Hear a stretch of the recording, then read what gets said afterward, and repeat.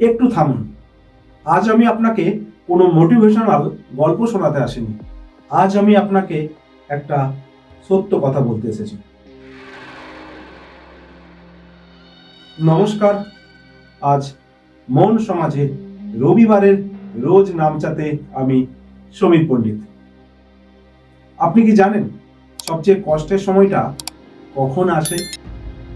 যখন মানুষটা যোগ্য, যখন তার শিক্ষা আছে, যখন তার অভিজ্ঞতা আছে, কিন্তু হাতে কোনো কাজ নেই। এই সময়টাকে বলে নীরব যুদ্ধের সময়। একদমই ঠিক।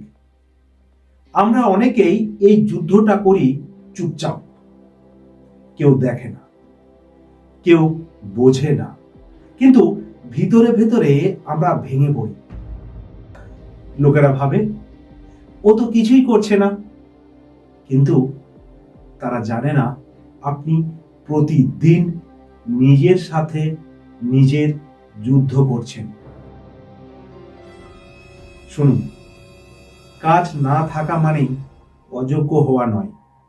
আপনি বেকার হতে পারেন, কিন্তু আপনি অক্ষম নন। আপনি হয়তো আজ অর্থনৈতিকভাবে দুর্বল, কিন্তু আপনার চিন্তা, জ্ঞান, অভিজ্ঞতা সেগুলো কেউ কেড়ে নিতে পারবে না। একদম কেড়ে নিতে পারবে না। ইতিহাসে দেখেছেন সবচেয়ে বড় মানুষগুলো সবচেয়ে বড় সিদ্ধান্তগুলো নিয়েছে সবচেয়ে কঠিন সময়ে। কারণ কষ্ট মানুষকে ভাঙে না, কষ্ট মানুষকে তৈরি করে। নিজের সাথে কথা বলার মতো। একদম। আজ যদি কেউ আপনাকে মূল্য না দেয়, তাতে আপনার মূল্য কমে না। আর যদি কেউ আপনাকে সুযোগ না দেয়, তাতে আপনার ক্ষমতা শেষ হয়ে যায় না। সময় শুধু পরীক্ষা নিচ্ছে।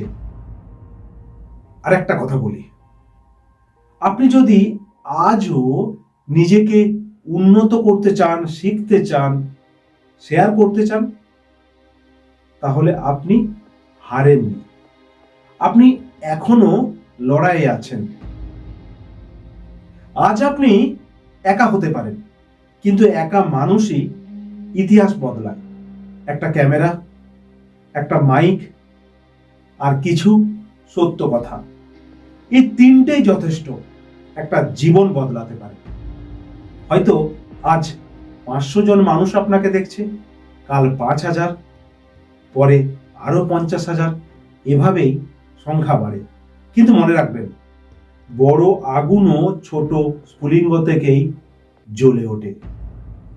বিন্দু বিন্দু থেকেই সিন্ধু তৈরি হয়। আপনি আজ যদি ভেঙে পড়েন, বিশ্রাম নিন, কিন্তু নিজেকে ছেড়ে দেবেন না, হেরে যাবেন না। কারণ মানুষ শুধু নিজের জন্য না, আপনি অনেক মানুষের আশার গল্প। একদম, অনেক মানুষের শক্তি, অনুপ্রেরণা। এই কথাটা মনে রাখবেন, সময় খারাপ হতে পারে, কিন্তু আপনি খারাপ নন। আজ না হোক কাল আপনার কথা মানুষ শুনবেই। আপনি থামবেন না, আপনি বলতেই থাকবেন।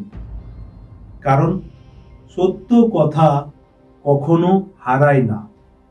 এতক্ষণ আটকে ছিলেন সমাজ জীবনের গল্পেতে। আমি ছিলাম আপনাদের সঙ্গে